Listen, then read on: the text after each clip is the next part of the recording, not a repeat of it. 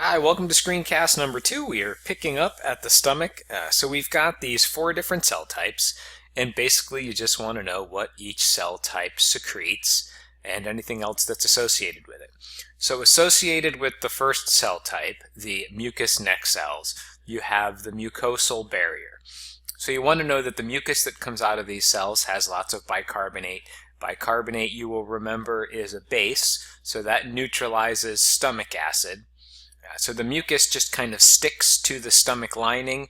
It doesn't mix with the gastric juices, and it forms an alkaline barrier so that the acid in the stomach doesn't digest it. You also have tight junctions there to make sure that the acid in the stomach stays in the stomach and doesn't leak in between epithelial cells. Additionally, epithelial cells, as it says here, are quickly replaced because they are going to get damaged by the acid, so your stomach lining is always turning over. Then the next cell type that you find within the gastric gland of the stomach mucosa, or the mucous membrane, is the parietal cells. Those you want to know secrete hydrochloric acid, which performs a number of functions. Acids, you will remember, denature proteins. This causes the proteins to unfold, and they go from tight little balls into big floppy strings, which makes them easier to digest. The acid also kills bacteria, preventing infections, and it activates the next secretion, which we are going to talk about. So your chief cells secrete a protein called pepsinogen. Pepsinogen is an enzyme that is inactive, and then when it is exposed to hydrochloric acid, it is transformed into pepsinogen, and then the pepsin is an active an active enzyme, which is going to start digesting proteins while they're still in the stomach. So this exists for 2 reasons. One is that the environment inside the cell is close to neutral, and the environment in the stomach is very acidic. So a protein that functioned at a pH of 7 wouldn't function if you dumped it into a pit of acid, which your stomach is. So the protein, almost by the very nature of what proteins are, has to change shape when you dump it into the acids. So it's manufactured in an inactive state, and then when it gets dumped into the acid, that alters it, and instead of denaturing it and making it inactive, it sort of renatures it and makes it active. Next up are your enteroendocrine cells. They secrete a hormone called gastrin, and gastrin is going to stimulate your parietal cells to release hydrochloric acid. So gastrin release or gastrin regulation is regulated by a negative feedback loop. So your enteroendocrine cells are sensitive to pH. If the pH goes up, this is what happens when food enters your stomach and it neutralizes your stomach acid, and you go from very acidic going to closer to a neutral pH. This stimulates gastrin release, and then gastrin stimulates hydrochloric acid release until the pH comes back down.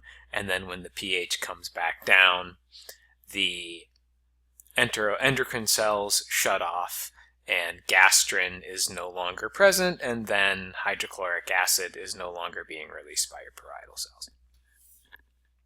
This is an ulcer. We're just going to skip it because it's not on the exam. Alright, so what you want to know about what takes place in the stomach is what is here. It is largely physical digestion, which, as I mentioned, is just the churning action of the stomach. The proteins get denatured, so they unfold a little bit, increasing the amount of surface area available for proteins or enzymes that are going to digest the proteins. There is some enzymatic digestion of proteins. This is by pepsin. And then what the food is called when the stomach is done with it is called chyme. So by the time you have chyme, little to no absorption has taken place.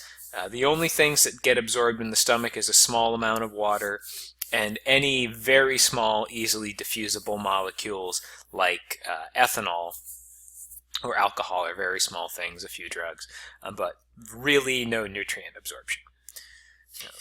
So next up is just 3 different mechanisms or phases that are regulating gastric secretions. So this is mechanisms in addition to gastrin, which is going to regulate hydrochloric acid release, mucus release, and the release of pepsin.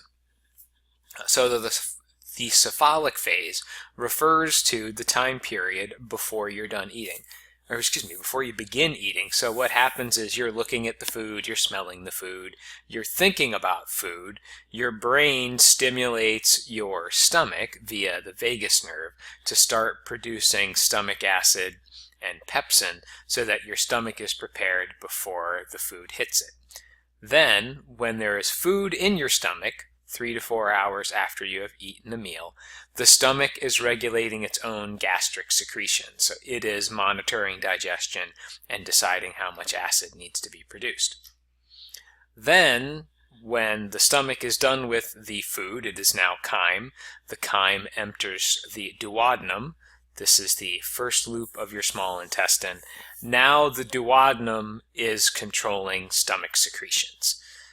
So the duodenum is going to stimulate the pyloric sphincter, which is going to cause it to close. So once chyme enters the duodenum, it's going to fill up pretty quickly because it's just a small part of your intestine. Then the pyloric sphincter closes, shutting off the entry of chyme into the stomach, and a hormone called cholecystokinin, which the duodenum produces, inhibits further gastric secretions. So your first loop of your small intestine shuts off your stomach for a few minutes till it can deal with the very acidic chyme that's just been dumped into it. Then once that chyme moves into the next part of your small intestine, your pyloric sphincter is going to relax again. More chyme will enter the duodenum, and then the duodenum will shut off the stomach again.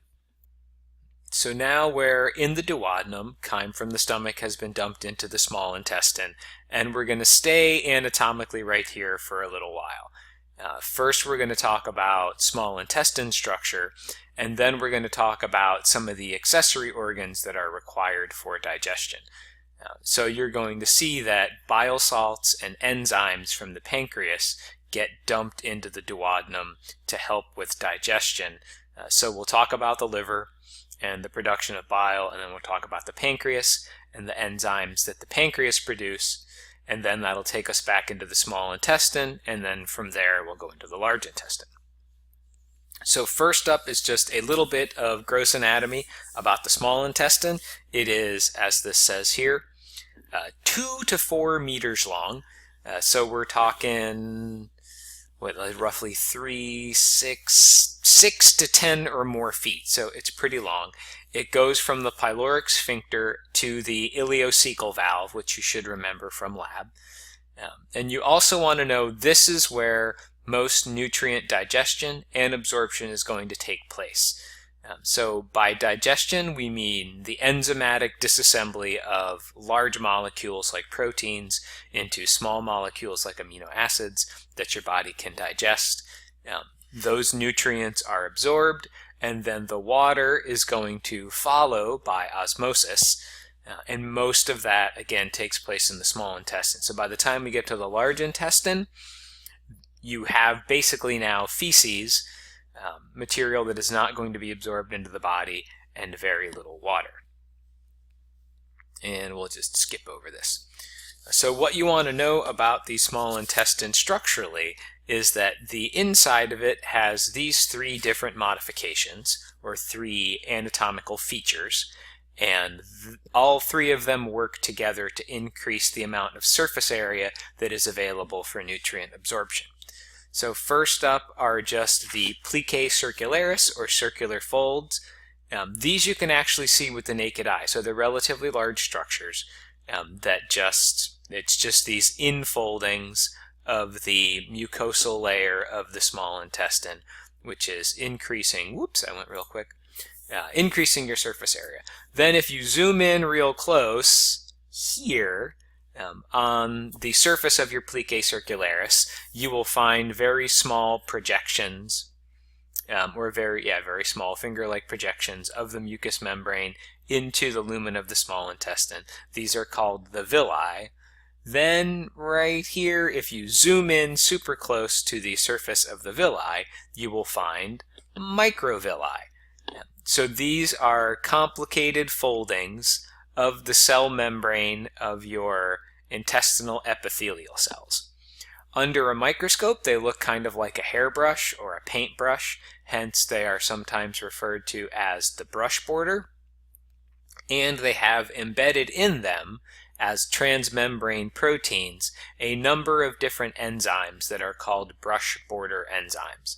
And they do sort of the final digestion steps, taking medium-ish size molecules and breaking them down into small molecules that your intestinal cells can more easily absorb. And there's just a better picture of them that I should delete. Intestinal juice, as you can see, is crossed out. We don't really care about it. The one thing I will point out is that it is enzyme poor. So you're going to see that most of the enzymes that are in solution in the small intestine come from the pancreas. So now we are done talking about the small intestine, and we are going to talk about the liver as quickly as we can. What do we want to know about the liver? This we did in lab, so don't worry about the anatomy so much. You do want to be familiar with this term sinusoids, and just know that those are the capillaries that you find in the liver. And then you have obviously lots of hepatocytes. So what's going to happen is the portal vein brings all of the blood from the spleen and the digestive tract to the liver, and it splits into all of these smaller veins that run through the liver, and they dump the blood into these capillaries called sinusoids, where the blood flows through and comes into close contact with the hepatocytes, and then the hepatocytes can process the blood as it flows through the sinusoids and then into the central veins, which then ultimately drain into the inferior vena cava. So you just want to be familiar for the exam with some of these basic hepatocyte functions. Processing nutrients is things like deactivating alcohol, regulating what's the word I'm looking for? Cholesterol levels. It stores fat-soluble vitamins like vitamin D. It performs detoxification, which really just means what your liver does is add polar groups onto non-polar molecules so that they don't accumulate in the body, anything that's foreign. The liver makes as water-soluble as possible, so it's very easy to excrete. Then lastly, and most importantly for us, the hepatocytes also produce bile, which is going to be important in digestion. So bile, you want to know, you want to know the components of bile. So bile contains bile salts. That's the component of bile that we are concerned with here. They aid in fat digestion. They perform a function called emulsification, which we will talk about later. The bile also contains bilirubin, so you remember this is what happens to the heme from your hemoglobin. The liver dumps it into the bile gets dumped into the small intestine, and the bilirubin ends up being excreted with your feces, and it is primarily what gives your feces their color. Didn't you always want to know that? And then there's also some cholesterol and fats in your bile. So your liver is your liver has a big effect on your cholesterol levels. So you might know people that have a relatively healthy diet, but are still taking cholesterol-reducing medications. This is because their liver isn't doing what it's supposed to do in properly regulating their cholesterol levels. Last up, before we run out of time, is the gallbladder, and all you want to know about the gallbladder is that it stores and concentrates bile. That is screencast number 2. Done.